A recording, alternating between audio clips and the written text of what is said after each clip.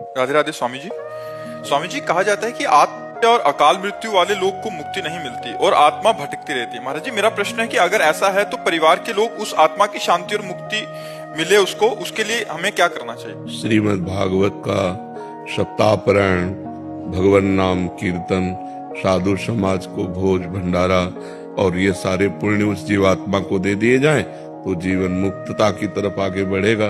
नहीं तो आत्महनन, आत्महत्या करने वाले को और जो महत पाप करने वाले जन हैं, इनकी अधोगति होती है, प्रेत योनि आदि को ये प्राप्त होते हैं। तो अगर इनके लिए धार्मिक कृत्य ना किए जाएं तो पता नहीं कितने कल्प इनको भटकना पड़ेगा। इसलिए परिवार वालों को चाहिए कि धर्म ग्रंथों का पाठ रखवावें, धर्म ग्रंथों का गायन करवावें, साधु समाज की सेवा करें, भगवान नाम जप करके उस जीवात्मा को दे तो उसके फल के रूप में वो फिर अपने पाप से मुक्त होकर के आगामी योनियों को प्राप्त हो जाएगा।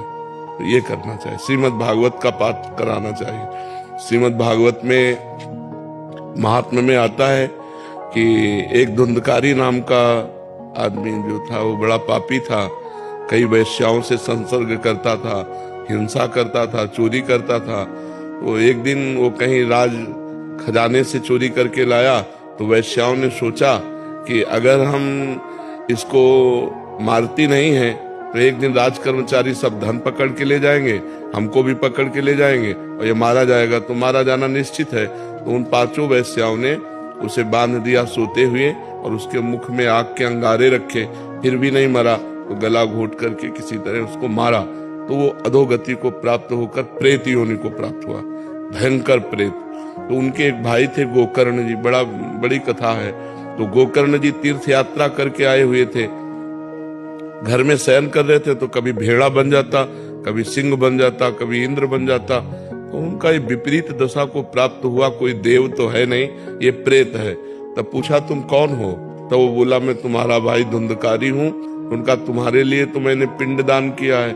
बोले उससे मेरा कल्याण होने वाला नहीं। तब गोकर्ण जी ने भगवान सूर्य से पूछा तो भगवान सूर्य ने श्रीमद् भागवत महापुराण बताया। तो 7 दिन में श्रीमद् भागवत के श्रवण मात्र से धुंधकारी प्रेत योनि से मुक्त होकर भगवान के पार्षद स्वरूप को प्राप्त हुआ। तो जो अधोगति को प्राप्त जीव हैं उनके कल्याण के लिए श्रीमद् भागवत, भगवान नाम कीर्तन, साधु सेवा, नाम जप ये करके उसको प्रदान किया जाए तो उसका कल्याण निश्चित हो जाएगा, निश्चित।